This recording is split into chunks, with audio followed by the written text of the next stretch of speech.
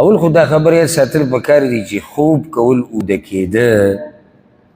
د ضرورت د بشر او د انسان دی او که چېرته یو انسان د خوب نه منع کړی شي نو د دې سره هلاک کېږي مړ کېږي ختمیږي او دا د الله رب العزت د قدرت نښه ده خوب کول دا د الله رب العزت د قدرت نښه ده د انسان ضرورت دی د الله د قدرت نښه ده او دا په نسبت د الله چې الله ته نسبت کې د عیب دی رب العالمین هغه ذات دی چې لا تأخذه سنة ولا نوم هغه خوب نه راځي هر چې انسان دی دی کمزوری نو دی ضرورت لري خوب ته او دا د هغه دپاره کمال دی چې کله انسان اوده کېږي دی برابر دی کله دی نه اوده کېږي نو دی بیا نیمګړی دی دکې عیب دی بیا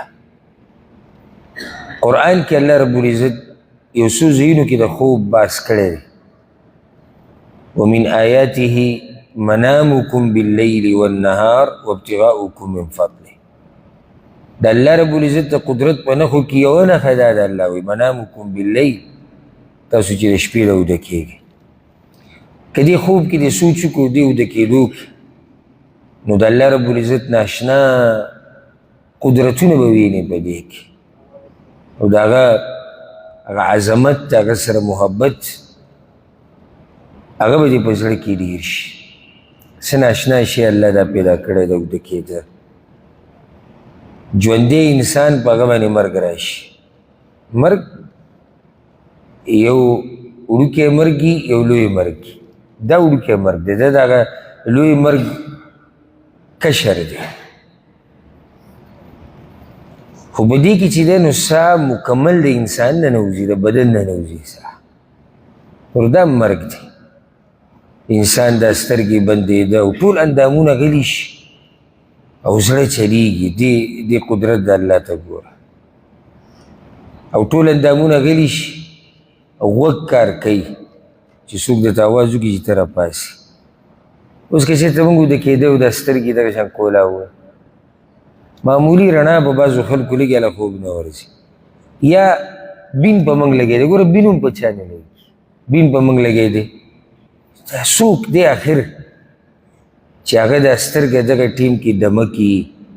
او پوزه چې دی هم دقه پوزه ده دې ټیم کې بین نه راکاږي دې ته سوچ کړی وایه نه موږ دې ته چې د سوچ نه دی کړی ځکه چې دې کې سوچ هغه څوک کوي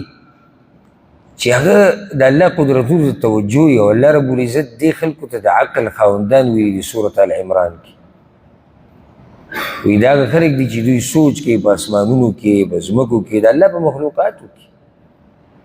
اوس دغه پوزه ده د شپې په 10 بجې پتا بین لګي 15 منټه د پاسه په 10 بجې پتا بین نه لګي څوک دی که نه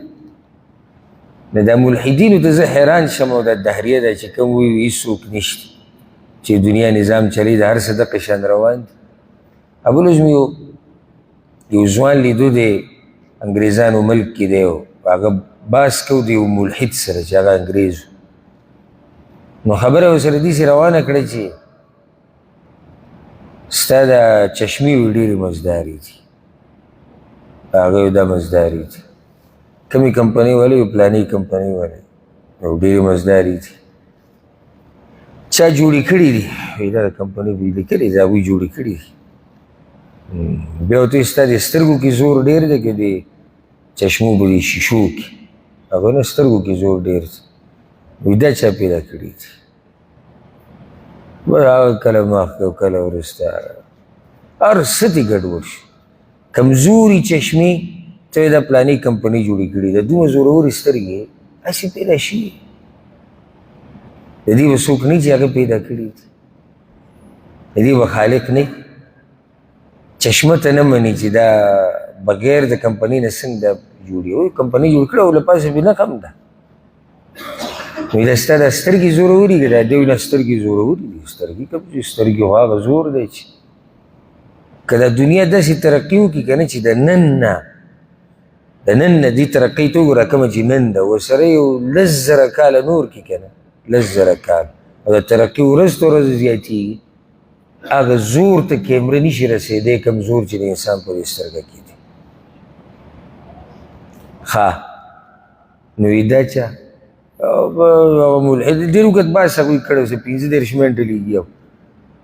کله یو سوي او کله بل سوي هغه ورته یو خبر راټینګه کړې هېڅ ورسره هم نه اخر سړی سوچ کې شي چې زه اوده شم او د هر څه داسې دمه شي داسې څوک به نه چې دا کار کوي